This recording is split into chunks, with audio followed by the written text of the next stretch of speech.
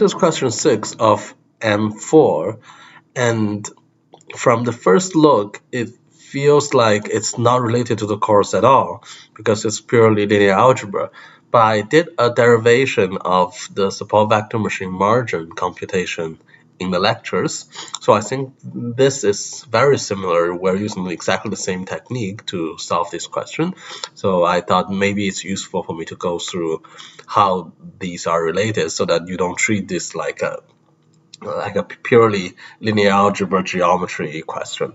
If you look at the solution, you can see a formula is basically whatever this number is divided by the norm of W.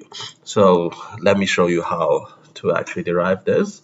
So remember in class we talked about we have a line that's represented by, say, a general number b here, and b is this 3.59 in this particular question, but I'll just write it as b. And we want to figure out the distance to 0. So remember, in the lectures, we talked about how to find the distance between two planes, the plus plane and the minus plane for the support vector machine. And what we did is we said that the vector that's pointing, that's perpendicular to the line has direction W, but we don't know how long it is, so it may be shorter than the one from a point to 0, or it may be longer like this. So what we did is we had a scalar multiple lambda of W and say that basically represents the exact vector here. So now instead of doing this, if we reverse the vector, reverse the direction, it's basically a vector from 0 to a point on this line.